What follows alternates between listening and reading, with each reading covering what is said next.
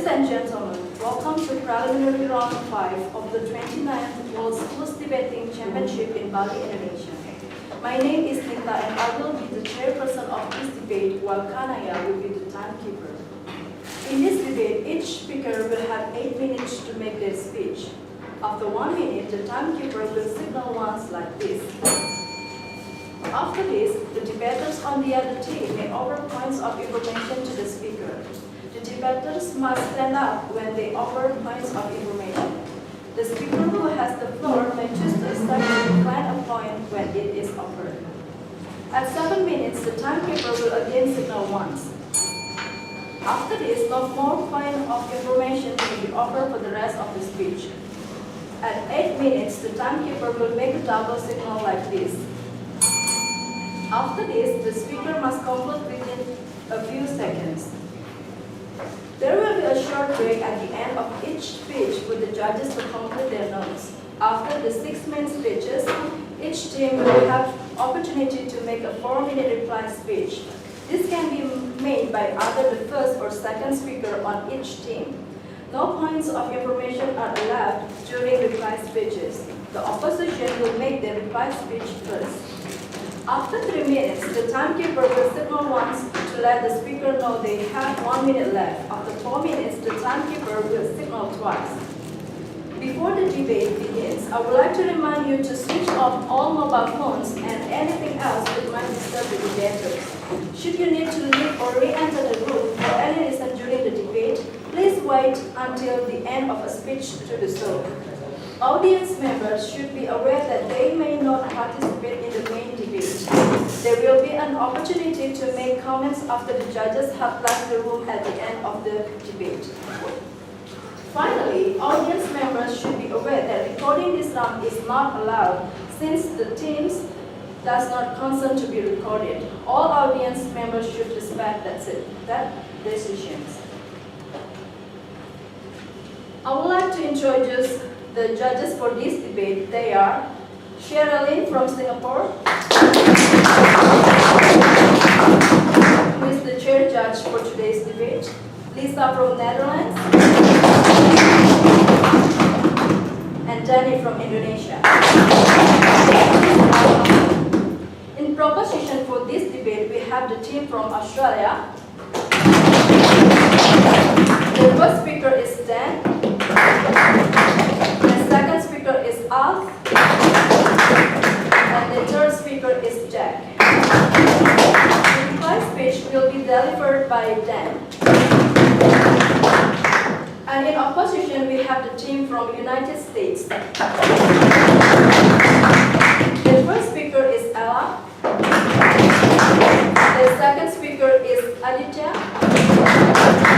And the third speaker is Ali. The reply speech will be delivered by Ella. The motion for this debate is, this House would make labor union membership compulsory in large industries.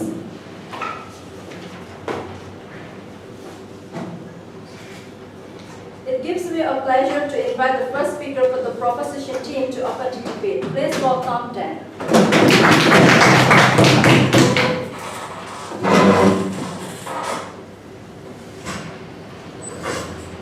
Panel, for decades, corporate interests have been waging a systematic assault against unions and the rights they stand for.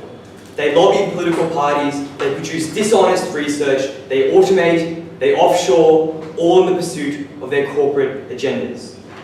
This cruel manipulation has resulted in stagnating wages, extortionate contracts, and the loss of fundamental rights to democratic representation amongst workers. An all-out war on working people is gradually being won, as seen in the surge of right-to-work legislation across the US. Now is the time to unify the workers. Now is the time to go on the offensive. What do we stand for in this debate? 3 things. Firstly, all employees are obligated to join a union at the point of their employment, meaning they pay dues, receive voting rights, and are bound to collective action. Secondly, we support regulations that make unions work in the interests of their workers, like those in place in many countries in the status quo. They should be democratic, there should be laws against union corruption and embezzlement, And where possible, we support workers being able to choose between multiple unions, like in the UK, where multiple teachers' unions effectively support their rights.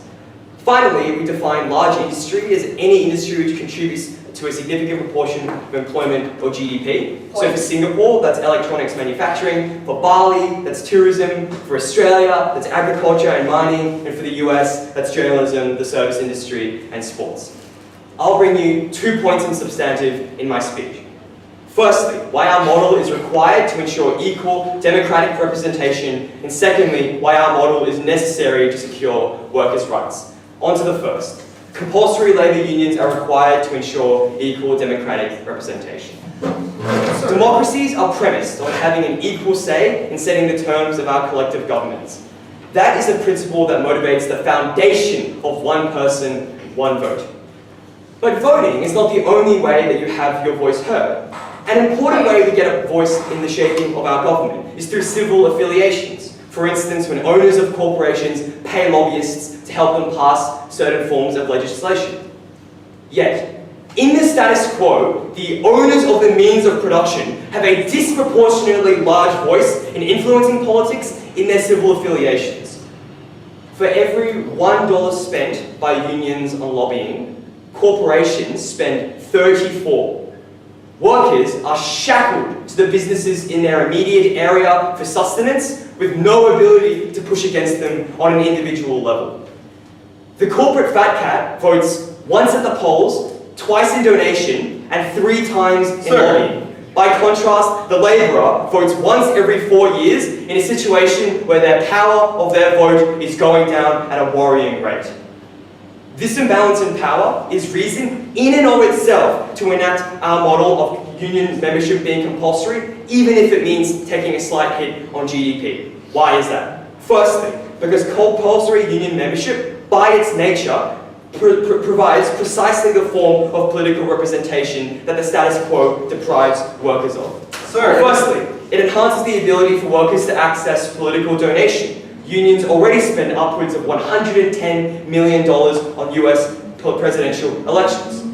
Secondly, in terms of political advocacy, when large groups of workers are unionized, they're more able to hold the left to account by injecting ideas into discourse which are politically inconvenient. For instance, the Service Employees International Union got discussion on stagnating wages, which hugely empowered their fight to increase the minimum wage to $15. Finally, we tell you in terms of political representation, unions are an incredibly effective channel to connect the working class worker to political networks, while otherwise they would be locked out. For instance, Ian Lavery probably wouldn't have gone from mining apprentice to chair of the UK Labour Party if it weren't for his access to unions. We represent the worker when for far too long they've been silenced by corporate political hegemony. Secondly, we say our model protects workers' inability to consent to going alone. Why is that? Firstly, because workers don't fully understand or know the likelihood by which they could have extortionate condition imposed on them or be unfairly dismissed, meaning that unions would be required to defend them. Secondly, even if they knew all the risks of going alone, workers are biased towards being optimistic, that no one thinks they'll specifically be the one to be fired in a recession. And finally, under the status quo, workers are actually coerced away from being in a union, that they can be afraid that they'll be discriminated against by employers on the basis of their union membership. That is not real consent. The final claim we make on this principle is that the principle of workers' free riding is abhorrent. Non-unionized workers benefit from the sacrifice of other workers, for instance, to establish and protect the minimum wage. But in no way do they contribute to those fights. They don't pay dues, they don't vote, they don't take part in collective action. They steal the fruits of the labour of the union, not happy to support that. Regardless of the economic impacts of our principal panel, regardless of any harms opposition pushes, the principle of democratic representation stands above it all. Because like in the status quo, the fact one-to-one voting may not be the most efficient is not reason to abolish it. We stand by our principle. I'll take you in a second. Moving on to the second piece of substantive, which is why compulsory union membership is necessary to secure workers' rights. Yeah. Why should a Muslim farmer in India be forced to join a union which donates to Hindu ethno-nationalist parties?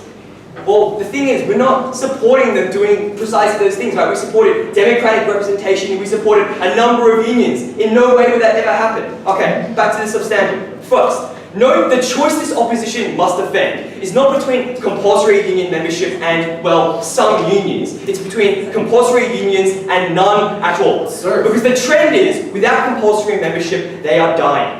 Since the 1950s, there's been a 24% decline in membership, and in the private sector, that number is already below 10. And note, this is an exponential trend, which say that when members leave, fees go up, the risk goes up, but bargaining power goes down, meaning remaining members are even less likely to stay. The second claim we make is that unions are essential to protect workers' rights. Firstly, that's through collective bargaining, safeguarding those rights. Unionised workers earn 5 to 10% more on average in wages. They are 28% more likely to have healthcare and 56% more likely to have a pension. An individual cannot campaign for those things by themselves. They risk being sacked, they risk being fired. But on our side of the house, when we collectivise the entire workforce and they bargain as a bloc, they eliminate those risks, they safeguard their fundamental rights. Secondly, we say unions are important because they provide crucial services to the worker they otherwise wouldn't be able to access. For instance, a poor worker being able to get a lawyer in an unfair dismissal trial, or them as a group being able to police equal protections law. The final claim we make is that unions are so much stronger on the right side of the house. That's because scale allows unions to fight more effectively. It means larger strikes and better collective bargaining, but also economies of scale and things like healthcare and insurance, which can be easily bulk billed. Without a revitalisation of our democracy, by balancing the corporate fat cat with the worker, we jeopardise the legitimacy of our government as a whole. That is something side proposition was not happy to stand by, proud to propose. Yeah.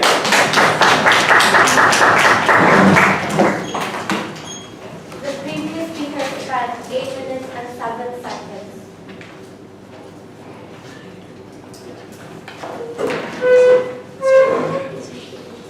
I thank the first proposition speaker for their speech. And now to open the case for the opposition, please welcome Ella.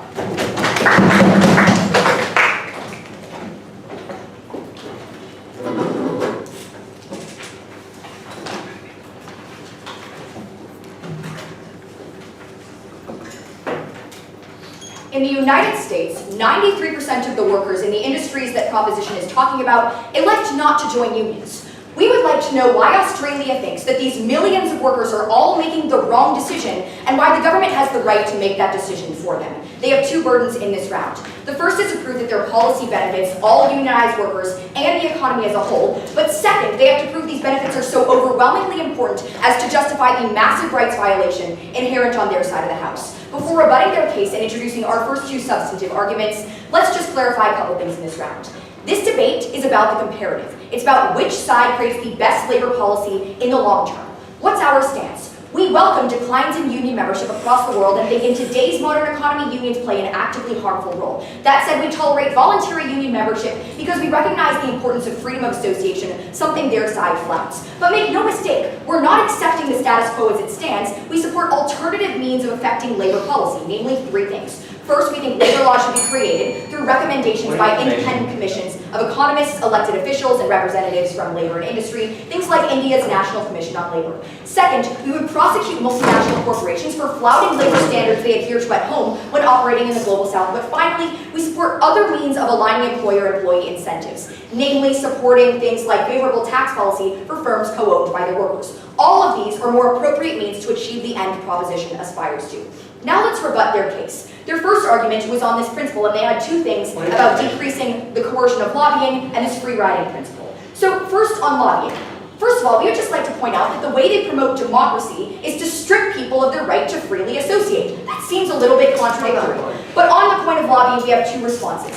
First, we think that their policy actually distorts the balance of power even further. The left has limited political capital, and by giving overwhelming voices to the employed through unionization, you strip the unemployed of their rights even further. But second, we think that often unions lobby for harmful and protectionist policies, things like anti-immigrant and minority legislation that harm people even further. Now on this larger principle of free riding. So we have 3 responses here as well. First, they failed to give us any kind of special justification for why we need this policy, given the massive scale of coercion it entails. Second, it's entirely contingent on the idea that union membership actually benefits workers, and unions are a legitimate cause to contribute to. They have to win the practical to win the principle. But even if you don't buy any of this, they actually undermine their very principle of democracy because unions are fundamentally political actors. In order to achieve this principle of collective responsibility, you have to violate freedom of association, a baseline right for democracy. That's an overriding principle. Now let's talk about their practical argument about protecting workers' rights. Their mechanism for this is strengthening unions. We have 4 responses. First, unions are ill-suited to advocate for workers in an increasingly globalized economy where firm and nation-specific advocacy is just not adequate. But second, they're structurally unrepresentative because they track tenure over the democratic will of the people. Third, we actually make unions worse on their side of the house because they have built-in monopolies on membership, meaning that they have no incentive to improve to draw more members. But take them at their highest ground. Unions accomplish everything they set out to do. Those benefits come at a massive cost that's devastating both to the workers they're trying to protect and to the economy as a whole. We'll explain more on how this is true later, but the harms that accrue from the benefits they claim just dwarf any advantages on their side. Now let's introduce the first substantive argument from side opposition on how this policy constitutes an unjustifiable violation of our freedom to associate. Why do we care about freedom of association? We think that for democracies to be legitimate, people have to freely associate to self-determine, spread ideas, and build coalitions. They violate it in 3 ways. First, for freedom of association to be meaningful, it has to include your freedom not to associate with certain groups. Second, they're forcing people to contribute 2 to 5% of their income to these unions. But third, compelling union membership is essentially forcing people to associate with the political groups that they fund. The Labour Party in the United Kingdom, I'll take you in a moment, received 90% of its funding in 2016 from one union. Those groups are inextricably tied. Just as we would never force a Muslim farmer in India to join the BKS union, which is closely tied to the right-wing nationalist Hindu BJP party, we would not force someone to support abortion. That is just fundamentally abhorrent. Go. Many workers feel unable to join a union out of fear that they will be discriminated against by their employers. How do you correct this coercion? Look, we acknowledge that this is a problem, but we think that on your side, coercion is actually much, much worse because instead of societal suggestions, it's an explicit mandate that you join these unions. The coercion is just inevitably worse. But now on to our second argument about extensive union membership creating economically devastating effects. Remember that this takes their entire practical case on its very highest grounds. Unions achieve every single one of their goals. That creates 3 massive harms. The first one is decreasing labor mobility. And this affects the very stakeholders they think they're winning in today's debate. Unions are tied to one industry, one country, and often one employer, and lose size and influence if labor is too mobile, so they undermine it in 3 ways. 1, they entrench dying industries. Consider unions' contribution to the chokehold that the dying US coal industry has on regions of that country. Second, they make it really difficult to fire people. Teachers' unions in the Global South, for example, make it so that in places like Brazil, teachers can't be fired, are essentially untouchable, and routinely don't show up to work. But finally, they create wage distortion. In the short term, they do increase wages in unionized industries, making them relatively more attractive than non-unionized industries. Even though those industries might be more productive and going towards them might be more sustainable for workers in the long term. What we do through all of these 3 things is we increase the risk for and consequences of industry-wide unemployment, meaning swaths of people lose their livelihoods, like they did in the English coal industry in the 1980s. Our second layer under this argument is increasing unemployment. What do unions do? They increase wages by threatening strikes and preventing new hires, and they decrease competition by monopolizing the provision of labor and making it harder to hire skilled unemployed workers over less skilled employed workers. This leads to things like in the United States, states with 20% higher union membership have had 60% higher unemployment over the last 30 years. Why is unemployment so much more relatively harmful than low wages? First, the unemployed are the poorest and most vulnerable in society. Second, they're much less likely to get retrained after they lose their job. But finally, there's immense societal stigma surrounding unemployment, meaning that in areas with high unemployment, there are immensely high rates of depression and alcoholism. That's why we are so in opposition to their policy. But our final layer under this argument is on how they decrease overall national productivity through a couple of mechanisms. First, they make it impossible impossible for small businesses to enter industries and innovate. This is because labor costs become prohibitively expensive, and because you decrease competition, you decrease the incentive for entrenched industry giants to actually pursue innovation and productivity. But beyond that, they actually increase cyclical strikes on their side of the house. Consider the 2014 platinum mining strike in South Africa that led to $2.25 billion in lost revenue for the industry and $1 billion in lost wages for the workers who participated. That's massively, massively destabilizing. On their side of the house, in the long term, we actually see increases in price because of decreased productivity and overly strong union advocacy. But furthermore, in the long term, because you decrease growth, you decrease wages for the very workers that they advocate for, the only group that they have any chance of winning on their side of the house. Because we believe in protecting everyone's democratic rights and economic well-being, we are so proud to oppose this motion. Thank you. The previous speaker spent 7 minutes and 57 seconds. I thank the first opposition speaker for their speech.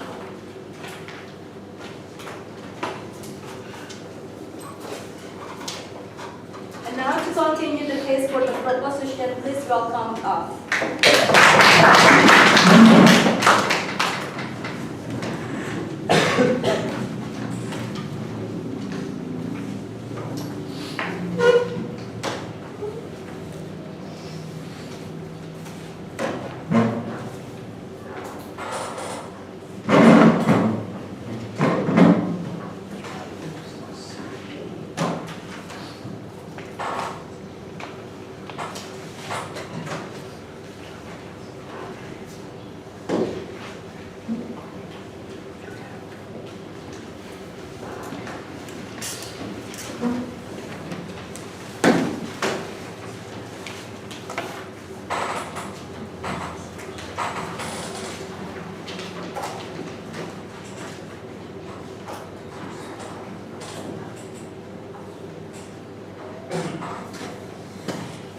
Panel, democracy is dying at the hands of big business enforcing their will on crippled workers, with the powerless vote, which is diluted through processes such as gerrymandering and voter suppression. This proposal was the only way to restore the vote these people were being stripped of. Any sort of dissenting opinion on this issue was unguided, uneducated, and uncontemplative of the very problems these workers face. This opposition has to start engaging with the fact that these people were being locked out of democracy itself. Two questions in rebuttal. First, on the feeble response that we got on our principle. Their attempt to push the very economists that represent, their push was to say that the very economists that push for things like tax cuts that hurt those workers were the ones that they picked to represent these workers. Let that sink in, panel, because this side of the house was the very side that wanted the big businesses to represent those people. Push for legislation that actively harmed them. They wanted to hide behind the veneer about caring about democratic rights. Say that they, in fact, that say that this was a political organ and therefore, in and of itself, was democratic unrepresentative. What they missed under this point is the fact that they were currently being stripped of their democratic right, and this was the only way to restore that. The only response of this opposition was to say that this is in and of itself coercive because we're stripping the rights of workers to make their choice. So, for example, a Muslim worker who joined a union was now being forced to support a Hindu charity. This cookie-cutter argument did not stand in this debate because what we stood behind was a democratized union that allowed the voices of people to be heard. We allowed a Muslim voting bloc in a union to elect things like Muslim representatives, that allowed for things like the Islamic Farmers Union in Gujarat to push for things like Ramadan leave. That was extremely important and something this opposition has to stand behind. But secondly, let's be very, very comparative. Under their side of the house, the people that they wanted to champion, the Muslim voter, aren't heard at all. That is something that this opposition has to live with. We did not have to prove any practical argumentation like this opposition wanted to seem to burden push. We just had to show that the current system, whereby the voice of the most disenfranchised was more likely to be heard under our side of the house, so a cookie-cutter argument on the stripping of the rights of workers did not stand.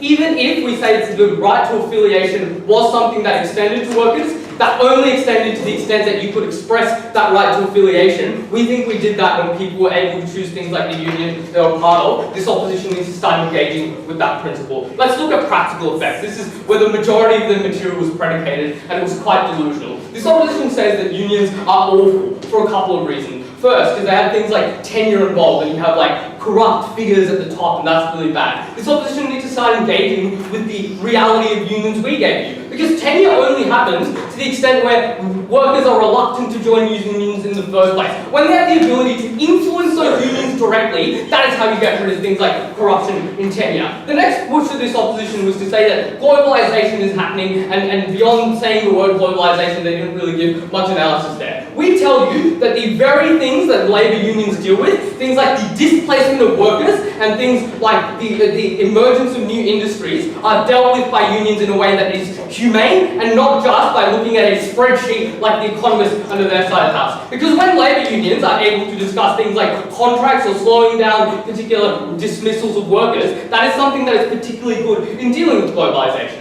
The next thing this opposition says is labour unions lead to bad mobility of workforce. I'm going to address this more in my substantive, but we said that we didn't care about labour union mobility insofar as under their side of the house, the more worse off workers were the ones that were suffocated and crippled under the boots of neoliberalism.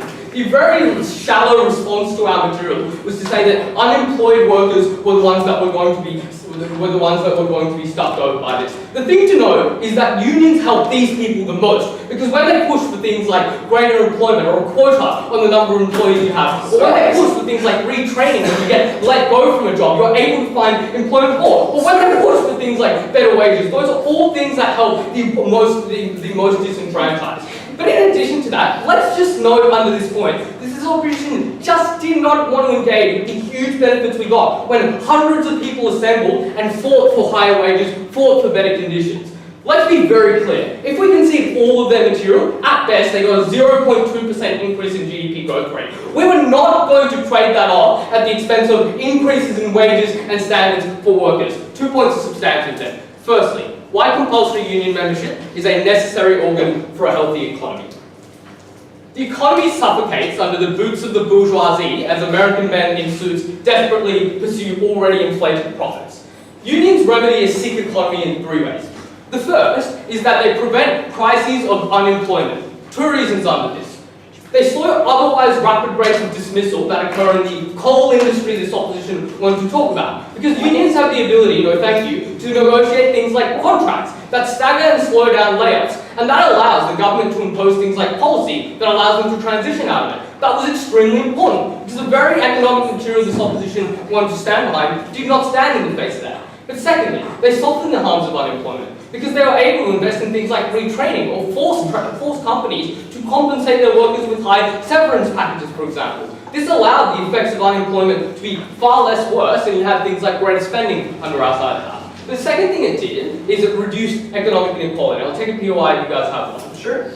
Would you force a German citizen to join the Christian Democratic political party if that Christian Democratic political party legislates an increase in, say, environmental protections? I mean, I guess you guys have to start engaging with that case, which is that we have multiple unions, we have democratization. You can't run cookie cutter stuff and ask it every time. So, this reduces economic inequality through things like minimum wages and protections. Huge inequality is awful under their side of the house when the elites hoard money. 3 reasons why. First, because people need money to invest, to innovate, to send their children to school. Second, poverty in and of itself, or inequality, creates bad social problems like crime, which in turn has economic harms like property damage. Third, it leads to decreased spending when the richest just save their money rather than investing it. We thought the middle class working folks were the ones that led to things like cyclical rises in economic growth. But third, and this is responsive to their material, is unions were actually guardians of market competition, because unions advocated against things like monopoly policy. They wanted to have more people that they can negotiate with, and they had an incentive to do so in Parliament.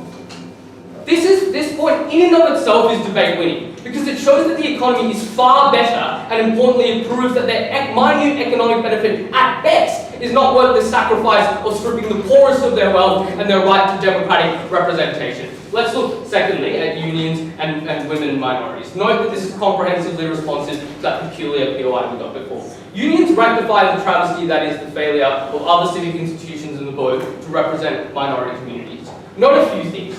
Women in unions earn 14 cents more than women outside of unions. That is a huge, undeniable benefit we get. Let's just think about a world where all women are a part of that union. That is so good, and especially when you have things like collective bargaining, which gets rid of things like pay secrecy. That was particularly beneficial for the fight against the pay gap. But unions have fought hard for minority communities. When an Islamic worker union is able to negotiate things like Ramadan leave in Gujarat, that is something that's really beneficial, and that's responsive to their material. Under our side of the house, we have huge voting blocks of those minorities that are able to push for more of those legislations.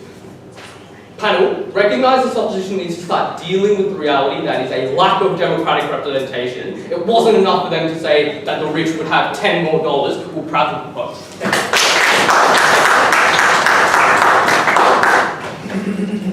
The previous speaker spent 8 minutes and 21 seconds.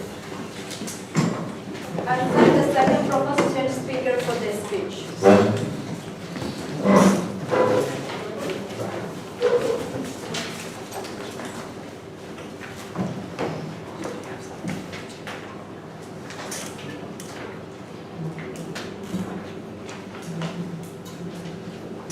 And now to continue the case for the opposition, please welcome Aditya.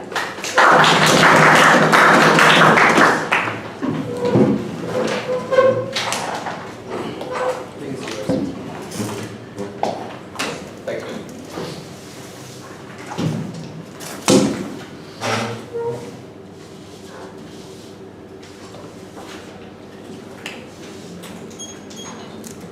Three things in this speech. First, two strategic errors that come out of the proposition bench, then two questions about the principle and practical, and then our third argument.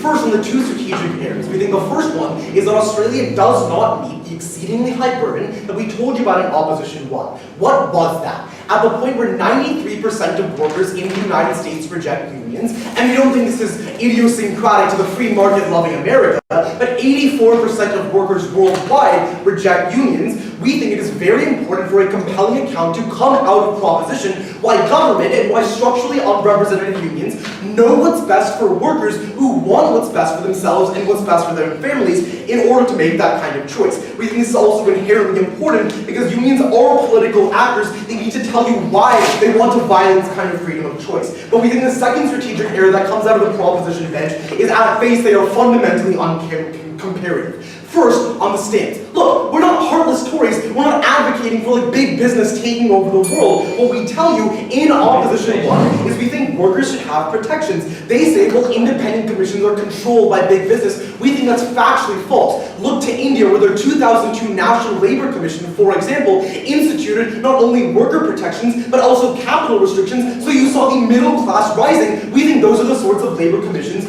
we would like to have. But second, Australia is fundamentally uncomparative when it comes to trade-offs. A policy like this advantages some over the others. We need to hear a compelling account in Government 3 of why these trade-offs are justified. Third, we think they are uncomparative on the sophistication of our case. It is not enough for Australia's two to come up here and say in response to three different mechanisms that take their best case scenario and say you still get economic devastation and just say in response to our practical arguments, we don't care about labour mobility. This is a fundamentally non-engagement on the Australian bench. We think they are losing the practical debate here. Let's go on to the questions. First, on the practical, we think Australia is behind the principle at the point where all three of their so-called principles are contingent on them proving practical benefits. But we think they're also behind on the practical at the point where they say they don't care about our own practical argumentation, and they literally spend less than a quarter of their case in Proposition 1 on practical arguments. Let's talk about the one stakeholder that Australia wanted to talk about. They tried to tell you that this was better for workers. We told you no for 5 different reasons. First, because unions are structurally unsuited to representing workers. We tell you that at the point where unions want workers to stay within the industries, they don't actually retrain the workers for better jobs that Australia somehow thinks they believe they get retraining. But second, unions are unrepresented. I will show this in our third argument, and I'll flag it when we get there, but essentially because of the lack of accountability and the lack of representation, what you have is structurally unrepresentative union leadership making political gains at the expense of the workers. Third, we think there is no actual incentive for unions to make better policy at the point where you have compulsory membership. They would like to tell you that unions are automatically competitive in their world because people can just choose which unions they join. No, here's why we think that's false. Large unions dominate these kind of industries. Moreover, we would tell you that in these given large industries, unions have every incentive to collude. So effectively what you have is you have one singular union monopolizing labor. At this point, we don't think that you give them any incentive to actually push for change. But fourth, our second argument takes this increase in wages, this increase in bargaining power that comes out in their first and their third argument as its foundation, and we show you why you create economic devastation for the workers, specifically by increasing sectoral unemployment. Then, the second thing we talk about on this practical benefit is small businesses. Here's what comes out in a second. They tell you that unions are guardians of market competition. They call this argument debate winning. Okay, let's take them at their best. Let's say unions want to guard market competition. Unfortunately, the practical outcomes are that they don't. What do we tell you in opposition one? We tell you that at the point where unions raise costs for small businesses and increase the threat of litigation, small businesses are shut out of the market and you only entrench large businesses. Why is this so important? Because the lack of competition that they themselves want decreases jobs, decreases wages, increases prices, and moreover, we say it magnifies the risk of sectoral unemployment at the point where dying industries can't get revitalized under their side of the house. We also tell you about the unemployed. We tell you why it increases harms for the most vulnerable. Why do you need to care about this? Why is this the most strategically important part of our case? We would say at the point where Australia, if the question of practical is even ambiguous, Australia cannot win because their principles are entirely contingent on the practical. Let's talk about the principles. They have three so-called principles. First is this idea of equitable democratic representation. It is contingent on them proving first an increase in political representation, and second, an increase in political capital. That's what they tell you in Prop 1. Second, you have an inability to consent. We think this is again contingent on them proving that there are practical harms. And third, you have a free riding principle. Look, this is literally contingent on them proving that unions are actually beneficial for the economy. At the point where they have no practical stance in this debate, we don't think free riding actually matters. But don't let them use scare tactics to tell you that free riding is bad. No. Free riding is freedom of choice. We think it's fundamentally undemocratic when you have political freedoms that are violated because you're forced to be associating with someone else. Yes? How is giving people a say, how is giving a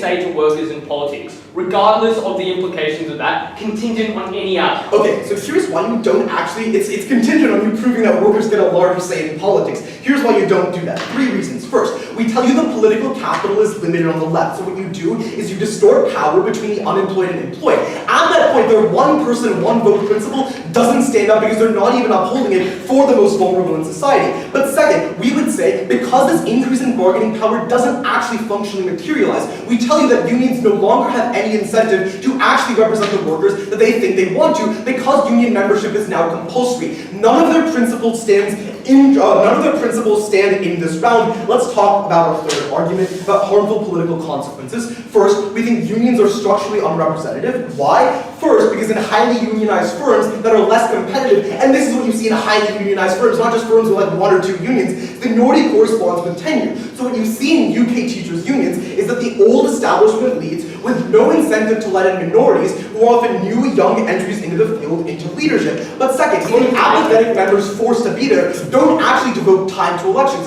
So there's no surge in representation under Proposition's model. But third, we tell you that leaders are coercive and use fear to stay in power. In Britain, their largest union, Unite, literally blacklisted workers for speaking out against leadership. So let's say that workers start voting in union elections. It doesn't matter because union leadership coerces them to vote however leadership wants. There is no surge in representation under their model. Second, we would say that unions are unaccountable and as such can be bought or swayed. First, this happens because there's no member check because it's undemocratic. Second, there's no market check. We tell you that unions collude. And third, there's no institutional check because unions aren't responsible to anyone else. Given this lack of accountability, given this lack of representation, why does this create harms, especially in a world where they themselves tell you about increased power? First, because it creates discrimination. We see that unions actively shut out minorities to protect the larger part of their base. Like in the United States, where unions stood against the civil rights. We think incidentally this clashes with the 40 seconds worth of material that they brought you in Proposition 2. Second, we think this creates tacit discrimination at the point where unions still distort policy in favor of the employed over the unemployed. We saw unions in Germany standing against things like welfare protections, standing against things like immigrant amnesty laws. But third, you think we create political corruption. This is often tacit.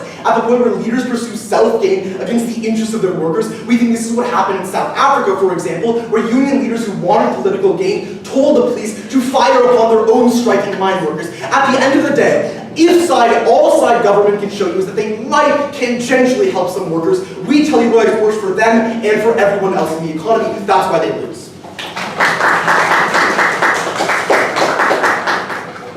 The previous speaker spent 8 minutes and 25 seconds.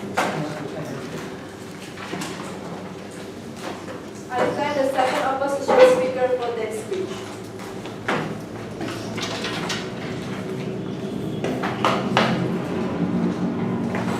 And now to continue the case for the proposition, please welcome Jack.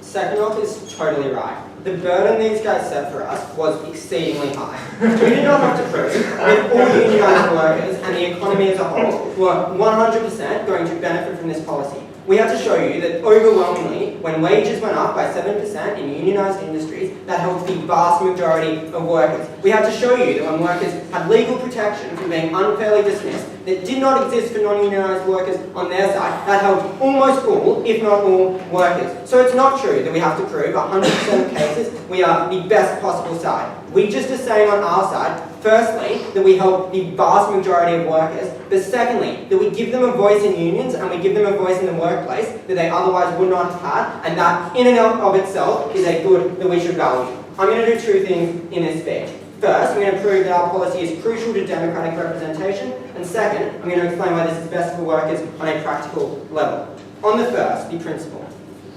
First thing I'm going to do here is explain to you again our principle for the sake of this team, because it's not contingent. There were two parts to it. First, we told you that democratic representation was foundational to workers' rights, and just as your right to vote was absolute regardless of how people voted or the practical impacts of having a democracy and having people vote, we said union membership and your ability to advocate for your own views and represent yourself within the workplace were absolute regardless of practical outcomes. It was not a contingent principle. Secondly, we told you that it amounted to theft when like 89% of US workers were able to claim the benefits of unions without paying union dues. They tell us that free riders is contingent on practical outcomes. No analysis as to why, and it's pretty clear on our side that it is unjust. That's why on those two levels alone, the fact that people need democratic representation because because workplaces play such a crucial political role in people's lives, in and of itself, wins us the debate. But let's look at their principle. They tell us one thing, which is that people deserve freedom of association and we should protect that above all else. They give you two reasons as to why. First, they tell you that joining a union should itself be a free choice. Two responses to that. Firstly, it is an unfortunate reality for this opposition team and for most workers around the world that there are so many reasons why the choice not to join a union on their side is not a free one either. We gave you 5 independent reasons as to why you could not freely decide to join a union. That was firstly, you had a lack of information. Secondly, you tended to optimism. 10 years out, you did not predict to the fact that you would be laid off. Thirdly, that there was social stigmatization when only very few workers were parts of unions. Fourth, the fact that unions were way more expensive on their side to join because so few people were in them. And fifth, and most importantly, that employers were likely to discriminate against people when not everyone was unionized. Because firstly, they could just not hire unionized workers and cover that up. But secondly, even if they couldn't do that, they would favor groups of workers like part-time workers who on their side were disproportionately not unionized. That means on their side too, it is not a free choice not to associate with unions. But the reason why, and this is important, the coercion matters more on our side than on their side, is because on our side you have a voice. You can vote within unions, you can represent yourself. So even if, at their best case scenario, as they said, on both sides coercion exists, on our side, when you're coerced into a union, you still have representation, you still can express yourself democratically, something that does not happen when you're just locked out in the first place. The second reason they give you why freedom of political association matters is because freedom of political association matters. Notice that's an argument for our side, and I'm going to use their example here to demonstrate that. They tell us that when an Indian Muslim joins a Hindu union, that is not what that Indian Muslim would want. Two responses, and this is crucial because it undermines all of their analysis on freedom of association. Firstly, note that on our side, when there are more Indian Muslims in unions, they have a say and they can shape policies in their favour. That's material we gave you at second. The reason that doesn't happen on their side is because of a collective action problem whereby any single Muslim person won't join because they themselves can't effect enough change. But secondly, and this is crucial, notice the dire implication of their position on Indian Muslims and Hindu unions on their side. On their side, Indian Muslims just do not get represented in unions at all. They get paid significantly lower wages. They are more likely to be fired because they don't have legal protection. And for a side who wanted to champion these minority groups, they literally screwed them over at the point in which they never got union representation in the first place and were never able to derive those benefits. At the end of this principle, two things should be clear. First, our principle is not contingent. Your right to have a say in your workplace and to match that say to your employer is fundamental. But secondly, all of their principle material, A, does not stand up, but second, it's terrible for the groups that they want to support. So, let's look secondly at what is best for you workers pragmatically. This is where USA hedges most of their bets in this debate. I'm going to deal with 5 points under this. First thing they tell you is that strikes are destabilizing for the economy and bad for producers. Firstly, that's true. That's how you affect change. When you have a bargaining chip, such as the fact that you can reduce the amount of money a company can make, you're able to have a say. And it was a fatal strategic error for this team to put so much time into that, only to tell you that it was a waste of political capital for people to expend energy on unions. Because the important point here was that being part of a union created political capital that would not otherwise exist. You do not have bargaining power over your employer on their side. When you have a union, you do. This does not eat into any other form of bargaining power. Second point they tell you, it's harder to fire people.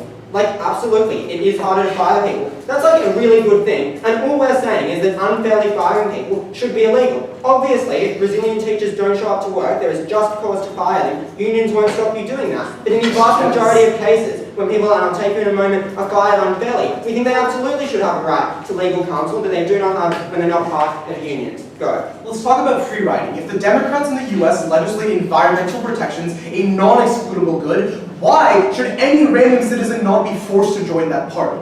No, like, people pay tax. They absolutely do participate in environmental causes. Like, free riding is literally the best analogy to tax, right? I might not believe in 100% of the Democrats' policies or the Republicans' policies, but I get some benefit and have to pay tax so that I don't leech off the benefits that the state provides to me. That is absolutely the right comparison to make. Third point they tell you on practical. Small businesses will shut down because they're scared of litigation. Firstly, note that awkward part of the topic that says large industries now actually becomes quite meaningful here, because we are only talking about large industries. But secondly, note that beyond semantics, presumably the way in which businesses will respond to our policy is not to just shut down and capitulate. They're probably more likely to just stop laying off workers unjustly and stop exploiting those labourers. That means you don't get small businesses shutting down, you just get better treatment of workers.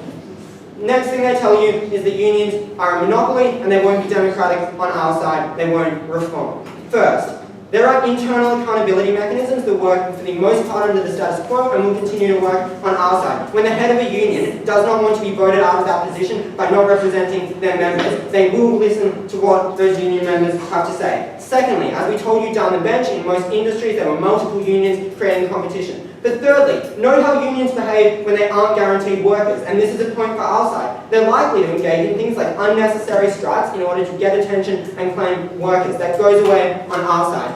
Couple of final points on the economy as a whole that they bring you. First, they tell you get increased unemployment. First, I'm just going to reject that you get less employment. Unions put up barriers to replacing labour with capital. That's the first response. Less automation, more negotiating power means workers are less likely to be fired. There'll be more employment. But secondly, when 100% of workers are unionised, it's unattractive to fire them, and you're more likely to just reduce the pay salaries of people at the top of corporations. Finally, on their point about economic growth, it was very nebulous, but I'm going to point out here, as we told you down the bench, that we would rather value basic worker protections that matter so much more, like getting higher pay, like getting guaranteed health insurance over a small increase to GDP. At the end of this debate, know that people absolutely deserve representation, and more importantly than that, if this is what they want this debate to be about, this is way better for workers overall. That's why we propose.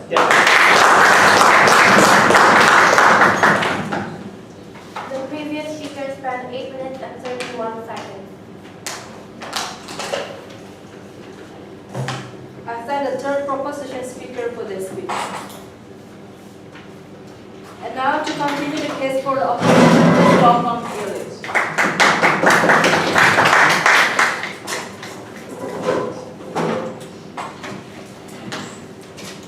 Side proposition makes some wholly unoriginal American jokes and some scare tactics about corporations, but unfortunately that does not amount to engagement with our arguments. There's a lot going on in this round. I'll walk you through why side opposition is one. So, what does side proposition have to do? They have to show why every worker must be forced to join a union in order to gain benefits for workers and wider societies. Why is this reasonable? Because if you're hurting millions or literally billions of people with your policy, it's probably not justifiable. We think when you're affecting the entire globe, it's fair to have a pretty high burden. But second, they have to justify why it's okay to engage in a massive rights violation in order to do so, especially since we tell you we can still support standards done by independent commissions like we see in India. We just believe in achieving these through cooperation and not coercion. At the end of the day, this is a debate about trade-offs in compulsory union membership, not whether they think we ban unions or why it's a good idea to join them. So, first core area of clash in today's round is that of the wider economy, which they generously get to in Prop 3 at 7 minutes and 45 seconds. This is important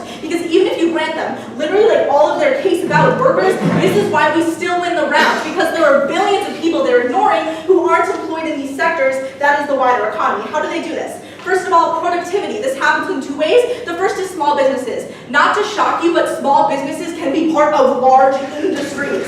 So, why do they shut down? Not only is there fear of retaliation, like side proposition responds to, but they literally cannot afford the higher costs that unions implement. That's not something they engage with. So, the second way you hurt productivity is because when you increase cost of products, people can no longer afford to buy them. That's what decreases economic growth. So why is productivity important?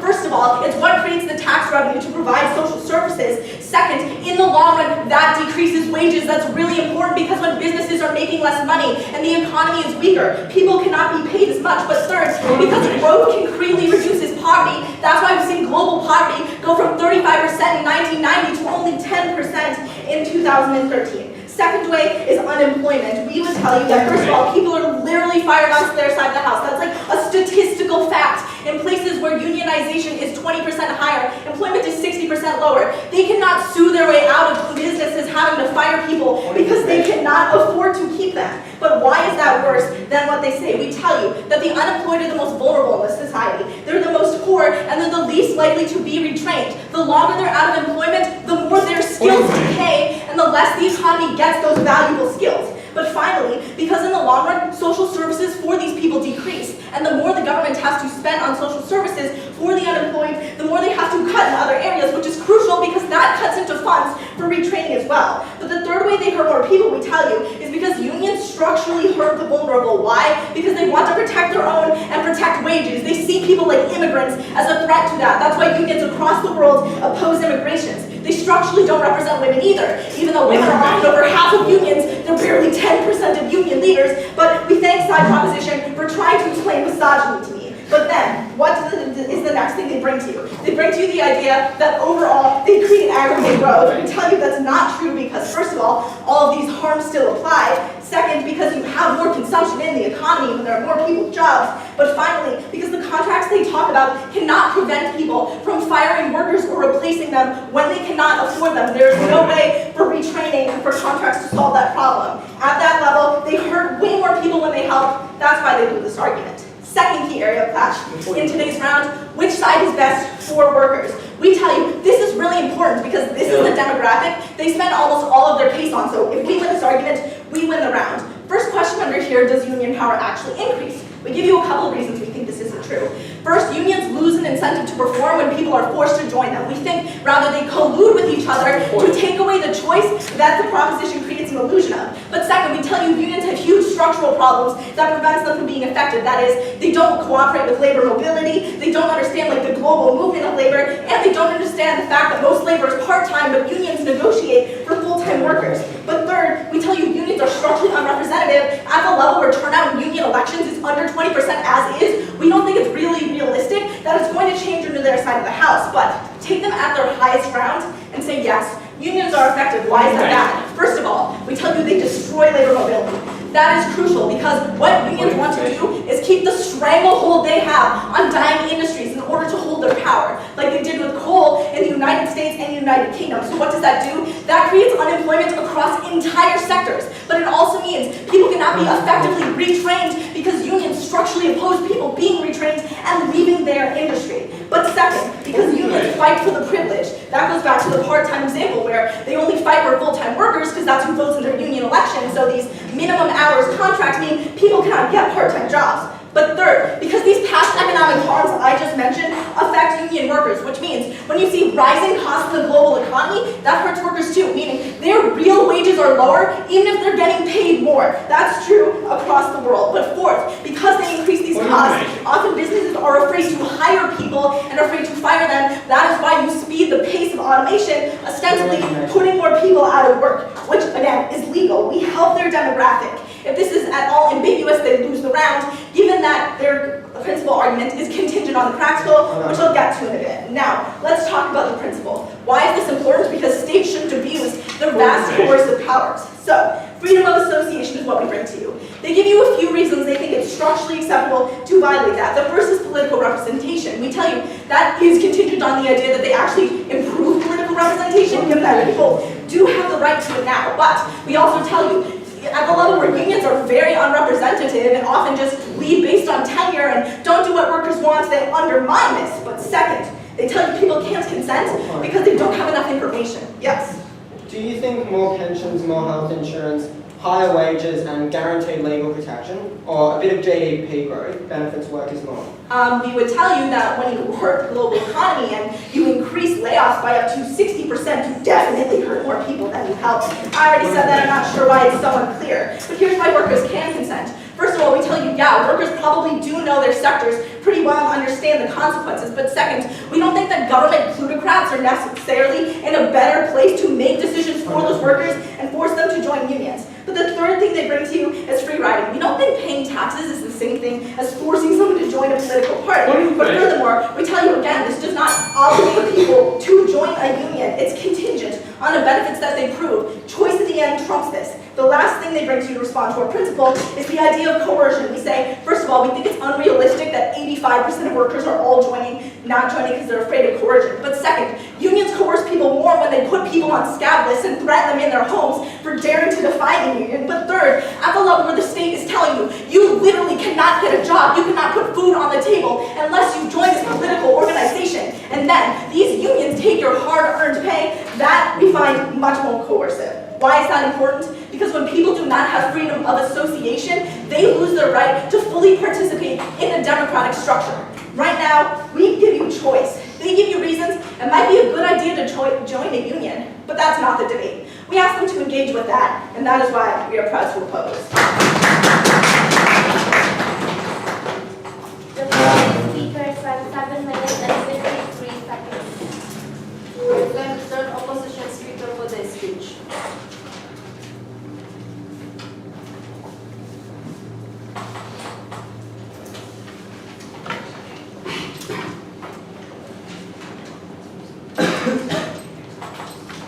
We now move to the opposition's 4-minute concluding reply speeches. To deliver the opposition's reply speech, please welcome Ella.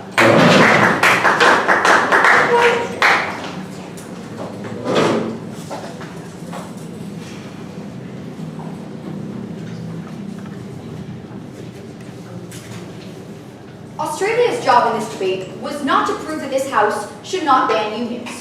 It was to prove that mandating union membership, forcing people to join these unions, creates overwhelming economic benefits both for workers and for society as a whole, but also that those benefits are so overwhelming that it justifies violating fundamental democratic liberties. They failed on both counts, and at the very best, their case is a laundry list of reasons why it might be a good idea to join a union. 2 questions in this debate, first on principle and second on practical.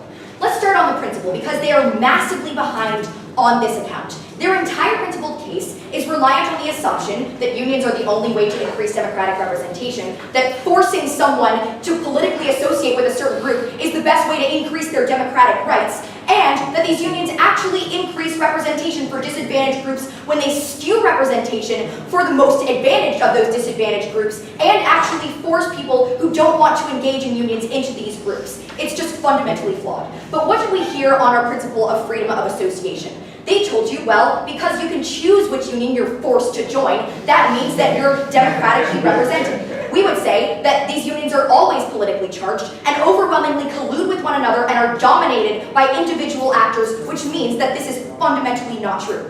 What does this mean? It means that an Indian farmer who is Muslim is forced to join a union network that advocates for nationalist Hindu policies. We reject this. It means that immigrants in Europe are forced to endorse anti-immigrant policies. It means that African Americans in the United States are forced to endorse anti-minority policies advocated for by colluding networks of unions. We win this debate outright because of this principle. Because we believe you should not violate fundamental democratic liberties in the name of preserving democracy. That's their case. But now let's talk about the practical question, even though we've clearly already won the principle in this round. What is Australia's story here? They say you increase the power of workers, which increases their ability to advocate for themselves and achieve benefits. At its best, we took their best case scenario as the basis of our entire second argument. Unions do everything that they set out to do. Let's talk about 3 demographics. First, the workers that are the only demographic they have a chance of winning in today's debate. What did we tell you? We tell you, unambiguously, unions lead to more unemployment. Unions actually decrease in quality on their side of the house because they don't have to compete. Labor mobility decreases, something they apparently don't care about, leading to massive sectoral unemployment that robs millions of people of their livelihoods. Why does that benefit the workers they champion? But now let's talk about 2 groups that they really didn't touch at all in this debate. The first one is unemployed workers. We tell you that unions structurally advocate for the employed overwhelmingly more than the unemployed, distorting policy in their favor at the expense of the most vulnerable populations that we should care about in this world. They are the poorest. They are much less likely to get retrained. There's immense societal stigma against them. We think it's demoralizing to constantly be told that you don't contribute and that you're not a valuable member of society. And these groups are often the worst victims of the negative political consequences that unions advocate for, things like anti-immigrant and minority policies. This is the most important demographic in this round. It is the most vulnerable, and we have the largest obligation to protect them. Now let's talk about the idea of economic growth, which they dismiss as a couple of upticks in percentage of GDP. They misunderstand the importance of economic growth. It's not just numbers. When the economy grows, that benefits everybody. It means more jobs, higher wages, benefiting everybody that they advocate for, and the swaths of people that they completely forget about in today's debate. We believe in protecting the fundamental rights of everyone in society. We believe in protecting people's economic rights, and we don't think that violating our democratic rights is the way to preserve democracy. That's why we're so proud to oppose.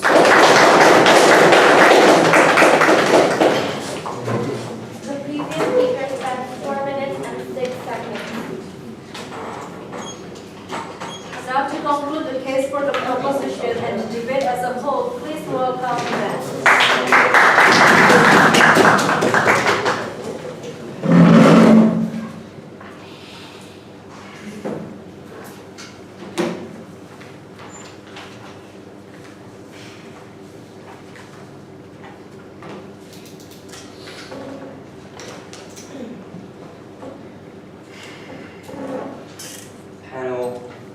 let this opposition deceive you.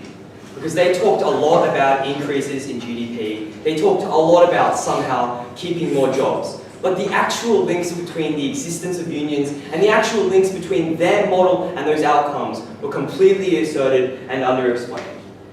This opposition talked a lot about unions and corruption and collusion, yet ignored the specifics of our model, which focused on things like democracy, anti-corruption policy, and multiple unions being effective. And note that the extension of their argumentation about democracy was to say that democracy as a whole was corrupt. If it was true that you could not consent to choosing a union, if it was true that you could not consent to vote, then this opposition stood against democracy. That's why we won this debate. Two further reasons. Firstly, because we gave the workers a voice, and secondly, because we helped the workers achieve the outcomes we cared about. On the first, we gave the workers a voice. Opposition never really gave a substantiated response to our principle about representation and the equalizing force between fat cats and the worker until second opposition, when they tell you that, well, that's completely contingent on representation. But that's when our model, as opposed to the generalized conception of unions they had, was so crucial. Because democracy, multiple unions, and anti-corruption law didn't just apply to the Indian Hindus, but everyone else. That was a benefit only our side claimed. But let's be comparative on the idea of representation. Because even if they could show that, well, in their base case scenario, 49% of the people that weren't in the majority weren't represented, their side didn't give them a voice at all. They stood by appointing boards with no accountability. They stood by using the same government mechanisms that had locked out the worker for so long, we were unhappy to let those workers go on silence. Secondly, they never responded to all our material about consent. We told you we did not have information, there was optimism bias, there was social stigmatization, there were high costs when membership was low, and there was the massive coercive force of the fear your employer would discriminate against you because you were part of a union. And no, this was incredibly important material because it undermines all of their material about freedom of association. Because you did not have that freedom when you were being coerced, you did not have that freedom when you could not consent. Unions were a far more clear way to representation. And the final thing on the principle is they insufficiently responded to our principle about free riding. In a POI, we made it very clear that tax was a perfect example of contributing to something, even if you don't believe in 100% of its policies, after which they dropped that line. We won this debate on the principle, like we told you from first speaker.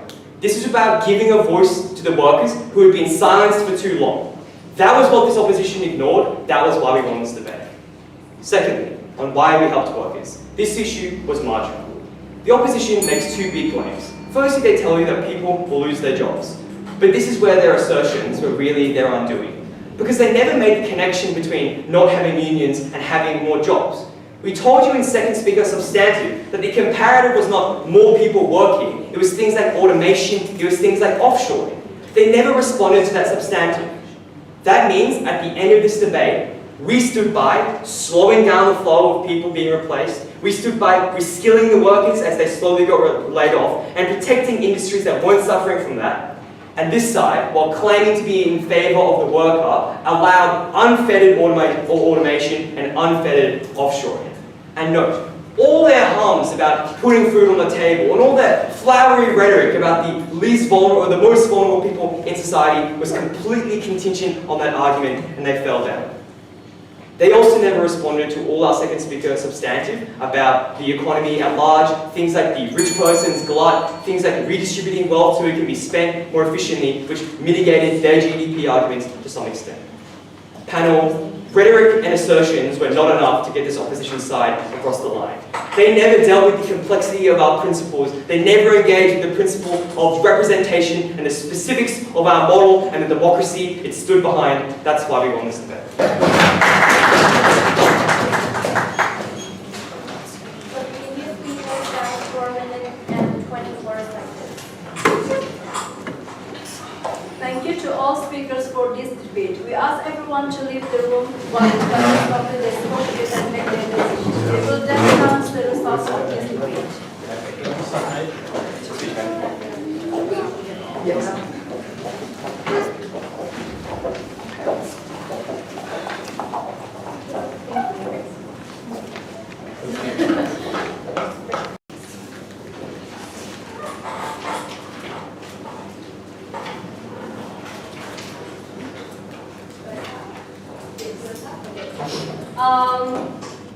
First of all, congratulations to both teams. All of the judges tremendously enjoyed the debate. I think that they really deserve a round of applause. Thank you very much.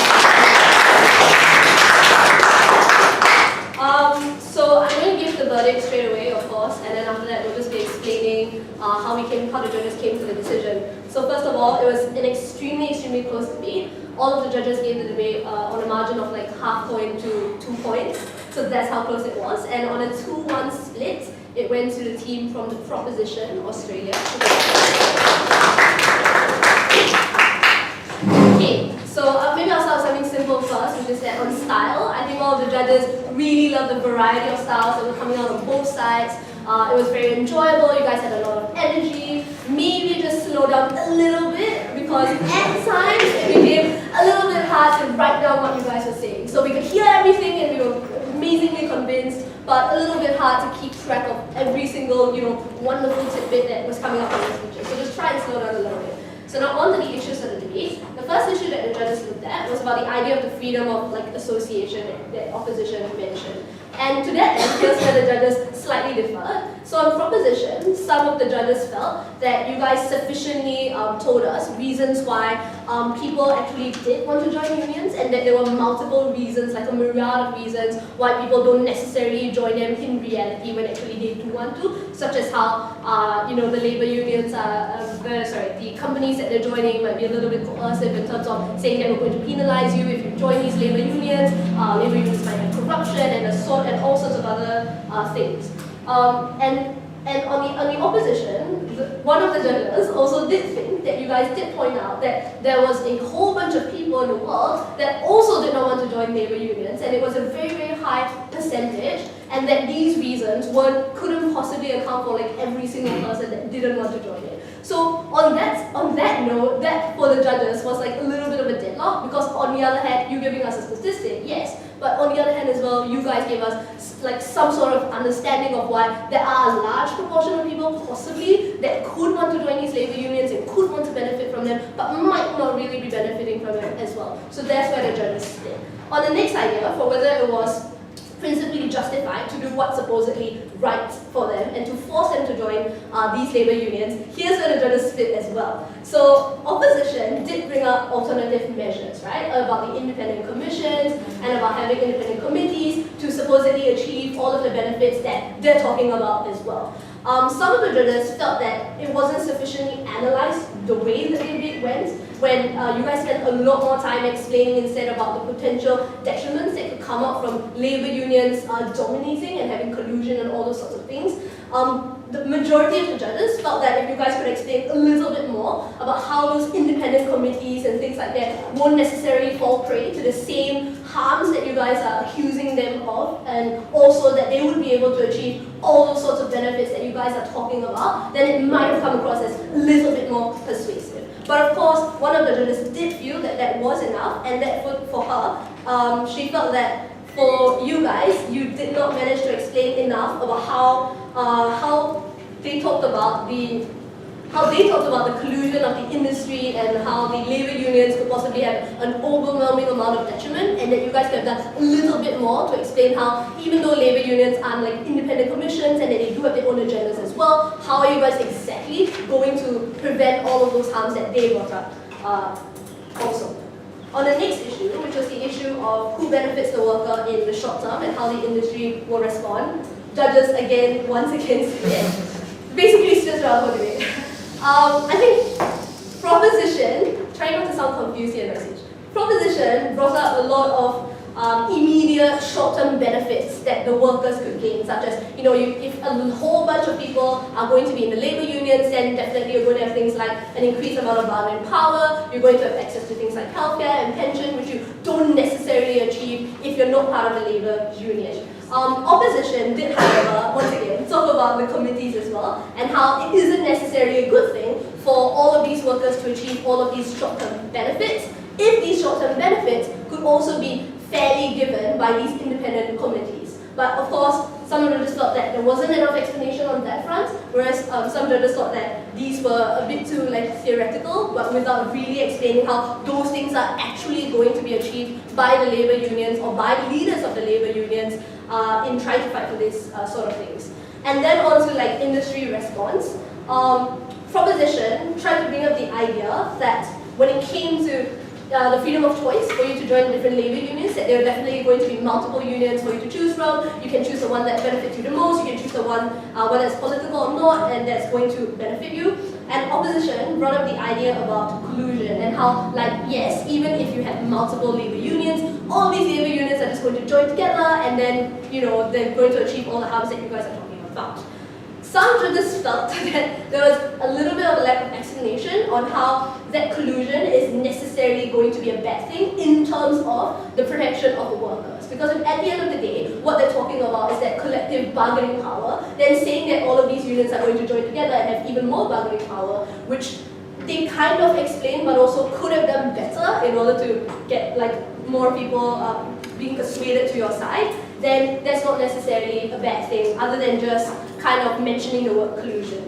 On the last issue, I promise, on the idea of long-term growth and benefits, we heard a whole bunch of things from both sides as well. So on proposition, you guys were talking about how in the long term, all of the people that don't normally get the benefits from when you're not in the labor union, such as women or minorities, get all the protections that you guys say you want to get. And opposition talked about how it's going to harm things like long-term industry innovation, because if there are higher wages, then you're not necessarily going to hire these workers, and then you're going to prevent small businesses from joining the industry as well. So the majority of the panel felt that long-term, like a lack of long-term innovation or harming the GDP in the long run isn't necessarily a bad thing, in view of proposition also bringing up that protecting the workers' rights is supposed to be like the priority of the debate at the end of the day. So we felt that if there was a little bit more explanation about why like hurting long-term GDP growth, other than simply this like theoretical, like if GDP goes down, then workers are going to get lower wages, but also giving us a little bit more explanation about how that can compensate for all the short-term harms that they're talking about, then that would have been a little bit more persuasive. So, I mean, it was an amazingly close debate, a really high-quality round. All the judges really enjoyed it, and please feel free to come to us for a less confused version of how we saw these things. So could you just tell us how the split went? The split went 2-2. So who split? Oh, okay, so me and him went to proposition, and I went to opposition. Yeah. Congratulations.